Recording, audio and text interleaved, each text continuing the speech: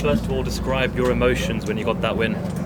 Honestly, it was the best feeling of my life. I've never had such an experience like that. That was the culmination of many years of hard work and just something that I never thought I'd get the chance to do. You know, I keep saying it, but when I started competing in this sport, Dana was still saying women will never fight in the UFC. I will never put a women's fight on in that octagon.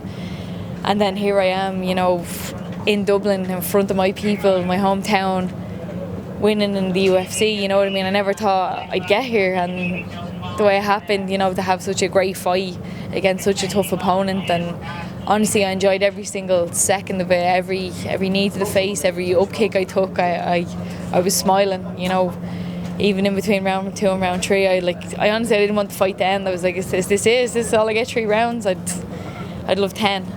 What was it like, obviously, watching last year from the sidelines and then being in it this time round? To be honest, missing it last year was completely miserable. It really upset me. It was so hard to sit in the Ultimate Fighter house, and I knew I had watched it. I was watching it a day late. Everything had happened, you know. There was, you know, I'm sending somebody positive vibes for yesterday. You know, it doesn't make a difference now, and the camera crews and stuff, and nobody's making eye contact with me because they all know the results. And it was heartbreaking, honestly. And then when obviously I had got wind that the UFC card was coming to Dublin, I knew I was going to be on it. I knew there was no way that they were going to leave me out, you know, but I wasn't taking any chances. So I blew up Sean Shelby's phone. I started a Twitter campaign to get me on the card, and I started training. So basically, tonight is about the last 16 weeks of my life have been all about tonight. And people saw me. I came in the best shape of my life at the weigh-ins yesterday, and I had one of the best fights I've ever had in my career. It was amazing. It was an amazing experience. I loved every second of it. This fight tonight, though, you just came straight out, didn't care what happened, went Don Fry style, swinging punches, swinging knees. Completely different to Ashling Daly of the past. Did you feel there was an urgency? There needed to be an urgency in your performance? I didn't feel like the crowd, because you seemed like Zombie, Cranberries, every single person in there was singing along with you. That was amazing to hear everybody sing along with me. I didn't feel an urgency. I felt like I wanted to give the fans something to watch. I felt like I wanted to give them a performance. I wanted to impress them. People say to me, what's your fighting style? And I always say, I'm aggressive, I'm a finisher. I like to go out there and fight, and that's what I wanted to do. And I definitely went out there and done that, but at the same time I feel like I fought very smart. You know, I know she's a jiu-jitsu specialist. There was times where I could have maybe dove into guard and threw a whole bunch of ground and pound and maybe been fighting out of a submission, but I didn't. I wouldn't say I played it safe. I played it smart. You know, I landed my own shots and I took my time, and I just enjoyed it. Honestly, I was reveling in every minute of it, and it was one of those fights sometimes where things are a blur and I don't really know what's going on at the end of it. I'm like, oh, I won that fight, but I don't really know what happened. But I could hear everything in the crowd. I could hear everything in my corner. You know, my coach gave me instructions. I was like, okay, John just said to do this, so you should do this now. No, I can't do that now. Her leg is not in the right place. Okay, I missed that. Wait and see what he says next. I'll just hang on here. Like, I literally am having these conversations in my head, like, oh, the crowd sounds really cool. Oh, this is amazing. I'm fighting in Dublin. Like, it was just like such a crazy experience. I've never had that for a fight before. So I just wanted to enjoy the whole thing, and I did. I enjoyed every single second. It was phenomenal. Seems there's a story every time the UFC come to Dublin. Last time it was the clean sweep that we had, and tonight, the even bigger story. You know, you going out there, you're getting your chance in Dublin. Paddy in the main event. What is it now where it seems that, you know, every time the UFC come to Dublin, you know, before and in the future, there's going to be this huge Irish storyline for all the Irish fighters taking their pride? I think it's the crowd behind us. You know, it's crazy when that support is behind us. It's literally almost like there's nothing that we can't do. You know, and we've all worked so hard for this. You know, like in the States, you know, UFC has been around for a long time there, and there was a lot more opportunities to get yourself on a UFC card. Sometimes even in the past, it was kind of what gym you were from rather than how good your skills were. Whereas for us, we had to work so hard to put ourselves on the map to be noticed as a team of good fighters, and now we're here, and now we're just taking everything we can. We're just reveling in it. We want to perform well, we want to collect those bonuses, we want to entertain the fans. You know, that Crow Park gig, we want that. We want 90,000 screaming fans with Conor as the main event, Paddy as the co-main, myself on the main card, whatever. We want that, you know, and we're going to bring in the numbers for the UFC. And like I said, I just think it's the support behind us. Well, there's nothing the Irish people can't do when we all get together. You know, when you think of some of the biggest companies in the world, and if you look at who the CEOs are and all that kind of stuff, we just tend to get our way in there. You know, we start at the bottom, we work hard, and eventually we work our way to the top, and that seems to be what's happened in the UFC as well. You know what I mean? Like with a performance like that tonight, and I honestly feel like it was a sloppy performance for me. I know I can do a lot better, and I just feel like, all right, strawweights, you're all on notice. I'm here, and my cut to 115, I have it dialed down, perfect. I have cardio for days. Did you see me in round 3 bouncing around? I'm coming for that belt. That's mine.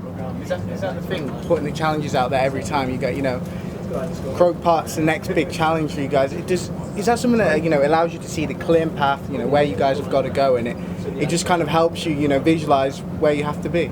Yeah, definitely. You know, how you know where you're going if you don't have a map? So to have a map going, okay, well, this is it. You know, we could potentially have, in the space of a year, a huge Croke Park show with 2 or 3 Irish people fighting for belts. All, you know, who's not going to want to see that? You know what I mean? People all over the world will come to see that.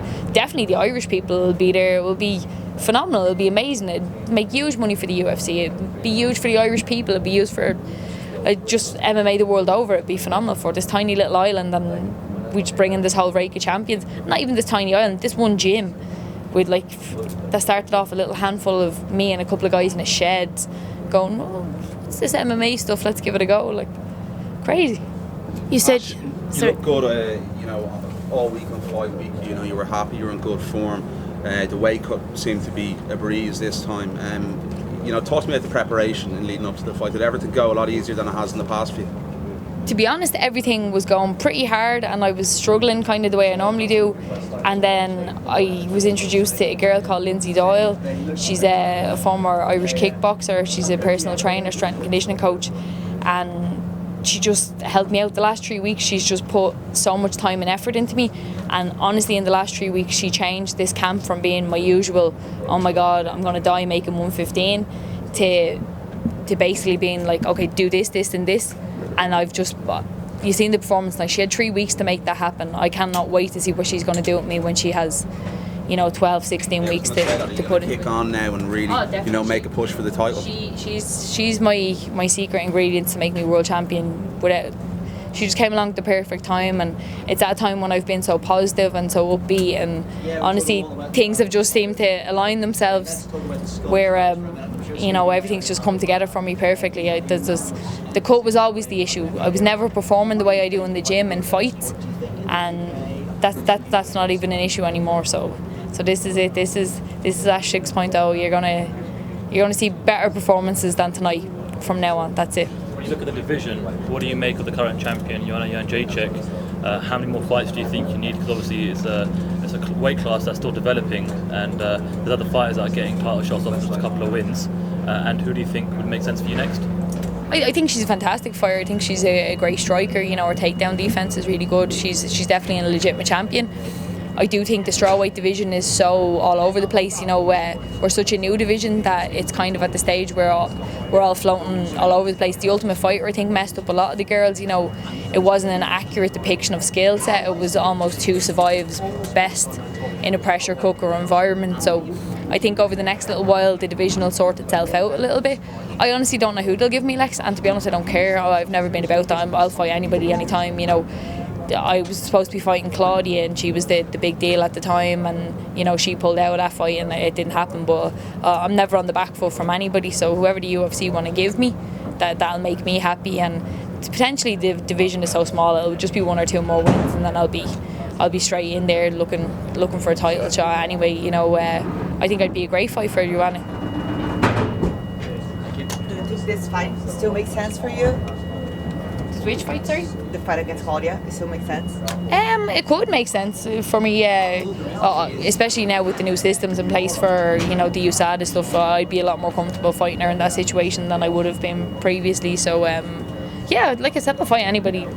But USADA, no USADA, you know, everybody knows that there is people in the division who abuse PEDs, and you know, even before I started fighting in the UFC, there was constantly girls who were breaking the rules and whatever. So it is what it is. You know, the UFC are doing a great job trying to clean it up, and I have faith that they're doing all that they can, and I'll just turn up and fight. If the UFC say they're clean, then I'm going to turn up and ready to go. Thanks, Ash.